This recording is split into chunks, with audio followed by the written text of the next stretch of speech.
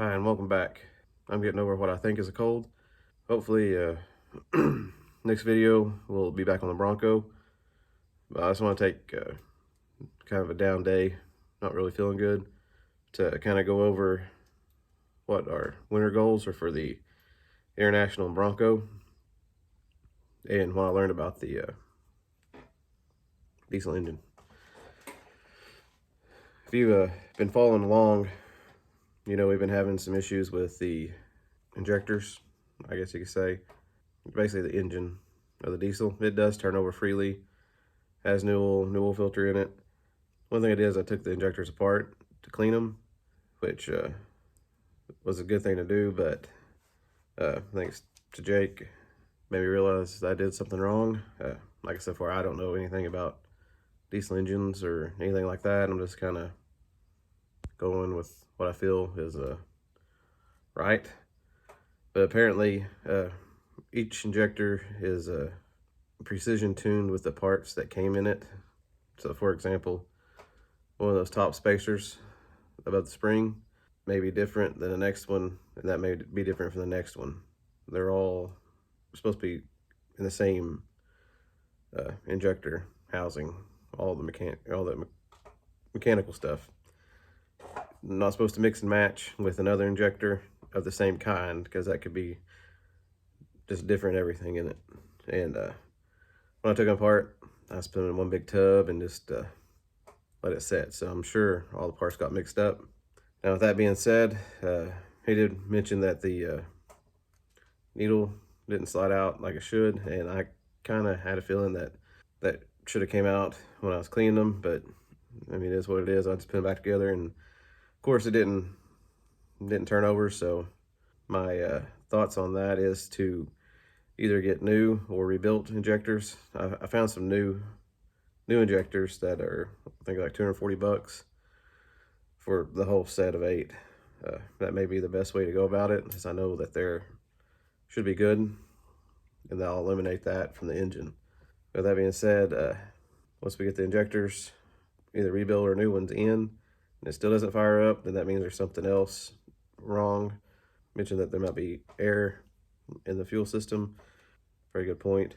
And thinking about getting the spare engine and transmission that's supposed to come with this, and that will have the whole, like the intake and everything on it, and hopefully the computer with the transmission, all that stuff. So we'll have all that.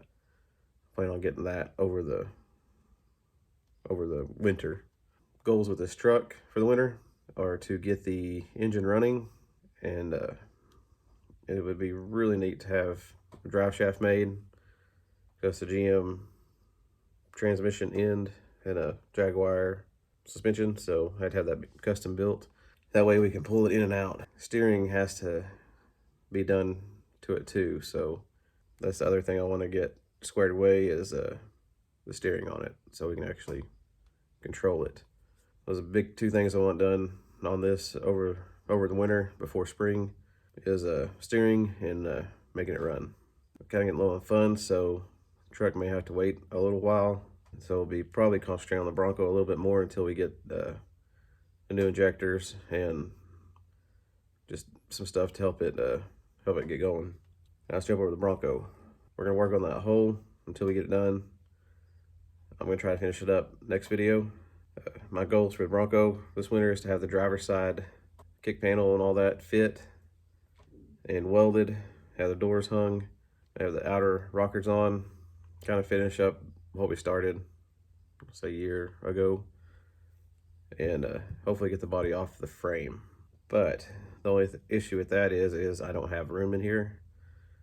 So truck needs to go before the body comes off.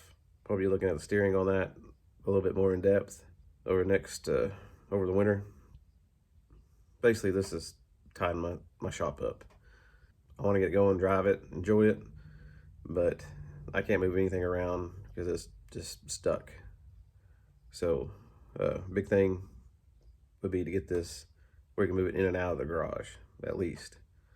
That way we can bring the Bronco out and we can flip it around and get everything lined up on it.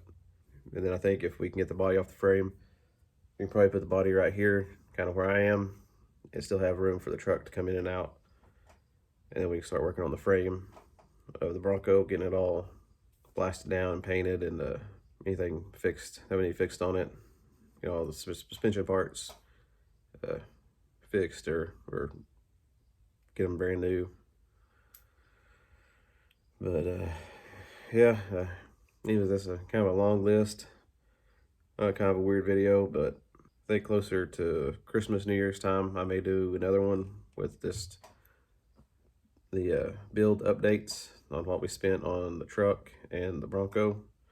I need to do that anyways for my own records, but for some reason my little bit of cash kind of went quick. A bunch of consumables.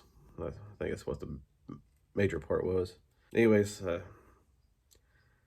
yeah, sorry about the not a lot of work done today, but like I said, I'm kind of under the weather, so next time we're gonna jump back on the Bronco and try to get that welded in. I wanted to try to make that in one piece of metal, the ridges, but I'm gonna try it this way first and see if I make it look halfway decent, because the seat's gonna be covering probably most of that, so I'm not really that concerned with it looking just perfect just yet. Anyways, thanks for watching. That's all I got for today. I'll see you next time.